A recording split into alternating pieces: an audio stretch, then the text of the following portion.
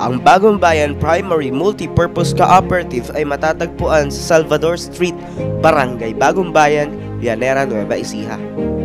Ang Bagong Bayan Primary Multipurpose Kilusang Bayan ay binalangkas noong Hunyo taong 1989 sa pangunguna ni Ginoong Bartolome Salvador na tumayo bilang Pangulo at tagapangasiwa ng kooperatiba. Ito ay narehistro sa Cooperative Development Authority noong ika-23 ng Hunyo taong 1989. May 30 kasapi lamang ito noong unang mag-operate. Bawat kasapi noon ay may saping puhunan o share capital na 100 pesos. Mula dito, nakalikom ang kooperatiba ng panimulang puhunan na nagkakahalaga ng 3,000 pesos at ang authorized subscribed capital naman ito ay 120,000 pesos. Sa tulong ng Land Bank San Jose City Branch ay nagsimulang magnegosyo ang kooperatiba sa pagpapautang.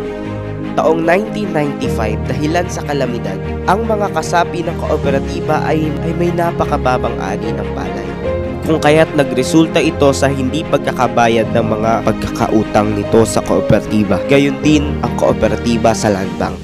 Dahilan dito nahinto ang operasyon ng kooperatiba. Sa matyagang pagpupursigi ng mga natitirang kasapi ng kooperatiba, sinikap ng mga ito na muling buhayin ang kooperatiba at binayaran ang mga pagkakautang sa Land Bank. Taon ng 1999, ang kooperatiba ay muling binuhay sa pangangasiwa ng mga bagong opisyales. Sa panahong iyon, may 25 aktibo at 35 hindi aktibong kasapi ang kooperatiba. Mula dito, nagsimula muli ng panibagong yugto ng pagnenegosyo at pagseserbisyo ang kooperatiba sa mga kasapi. Taon ng 2000, ang Bagong Bayan PMKB ay sumapi sa samahan ng Federation of Patriotic Farmers Cooperative of Nueva Ecija, ang tinaguriang kanlungan ng mga primaryang kooperatiba sa Nueva Ecija. Sa pagsisikap, pagtsatsaga at dedikasyon ng mga bagong namumuno sa kooperatiba, nagkaroon muli ng sigla at pagtitiwala ang mga kasapi ng kooperatiba sa unti-unting pag-unlad nito. Dahilan dito na itatag ang Building 1, ang unang opisina at tindahan noong taong 2001.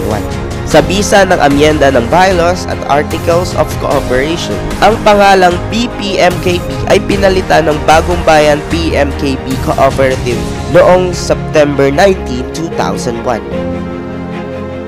Ang pangalang Bagong Bayan PMKB ay inamyendahan at pinagtibay noong September 4, 2008 bilang Bagong Bayan Primary Multipurpose Cooperative o BBMPC.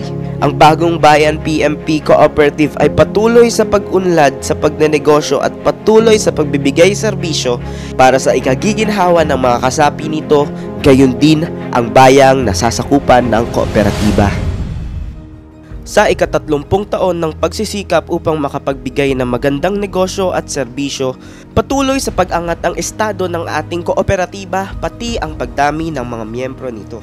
Ngayong taon, ang Bagong Bayan PMPC ay mayroong 641 regular members, 850 associate, 47 non-ARB at 594 ARB. Kasabay ng pagdami ng mga miyembro, patuloy rin ang pagtaas ng ating paid-up capital, deposit liabilities, total assets, total liabilities, net income before reserves, at loan releases.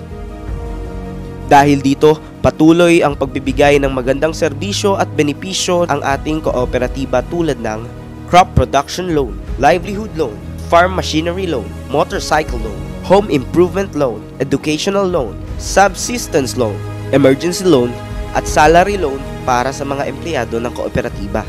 Mula sa negosyong pagpapautang noong 1989, ang kooperatiba ay mayroon ng naitalang 12 negosyo tulad ng palay trading, rice trading, farm inputs trading, hybrid and certified seeds retailing, gasoline retailing, farm machinery spare parts trading, LPG retailing, seeds retailing, mini hardware, truck scale service, 4-wheel tractor rental, at combine harvester rental. Mga programa para sa mga miyembro tulad ng Educational Assistance Program, Subsidized PhilHealth for members in good standing, Debt Aid Program, at Loan Repayment Protection Plan.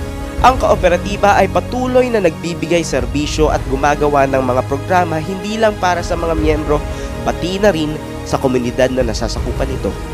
Tulad ng Brigada Eskwela, Handog Eskwela, Tree Planting, bloodletting program, medical, optical, and dental program, directional signage, at road regraveling.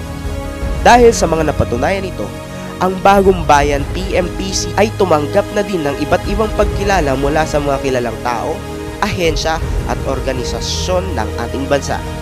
Ang ating kooperatiba ay patuloy sa misyon na makapagbigay ng serbisyong kaiga-igaya at tapat para sa kanyang mga kasapi at matulungan sila para mapabuti ang kanilang kalagayan at makatulong sa pamayanan.